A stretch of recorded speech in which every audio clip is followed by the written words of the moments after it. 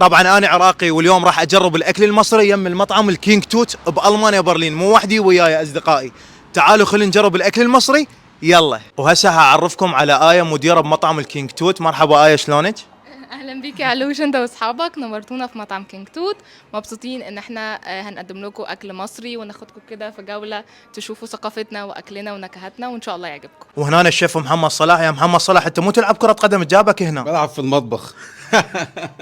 اريد من عندك جول بس بطعمة اللحم. عينيا، احلى جول. هتدول اللحمه بتاعتنا احسن من اي جول. نص فرخه نص فرخة مخليه، يعني دجاج.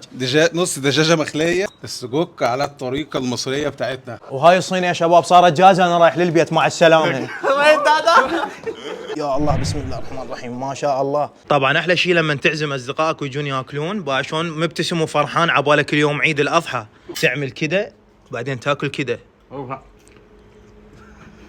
ايوه. صينية سي فود مشكل فيها 3 انواع سمك: سمك سنجاري وسمك فرايد وسمك زيت وليمون، وفي جمبري وفي كاليماري، وتحتها رز صيادية. ما شاء الله صينية السمك كلش شكلها حلو. تمام، نجرب الأكل المصري والسمك المصري. بسم الله الرحمن الرحيم. طبعا مصر مشهورة جدا بالأكلات البحرية السي فود، وخاصة الجمبري اللي هو روبيان. طبعا مطعم كينج توت يعمل الأكل المصري الأصلي. التتبيلة مال الأكل بصراحة كلش مو عادية، كلش طيبة، والمشاوي مالتهم عالم ثاني. أنا أول مرة بحياتي أجرب الأكل المصري، وبصراحة كان طعم السجق كلش طيب. وبصراحة يا أهل مصر عندكم أكل كلش لذيذ وجدا طيب. طبعا أنا من عشاق ورق العنب، وبصراحة هذا ورق العنب المصري كان طعمه كلش طيب وحلو. هذا شيش طاووق على الطريقة المصرية، تغطسها مع الحمص واضرب. هاي الصينية كانت من أطيب الصينيات اللي أكلتها بحياتي. إذا اجيت أنت وأصحابك لهذا المطعم أنصحكم تنزلون هاي الصينية، بصراحة الطعم مالتها والتتبيلة كلش طيبة، والأكلات المصرية الأصيلة. مطعم كينج توت عندهم همين الحلويات المصرية، البقلاوة وهنا البسبوسة المصرية، وبصراحة الكنافة ما جربتها لأن كنت كلش شبعان، والكيك المصري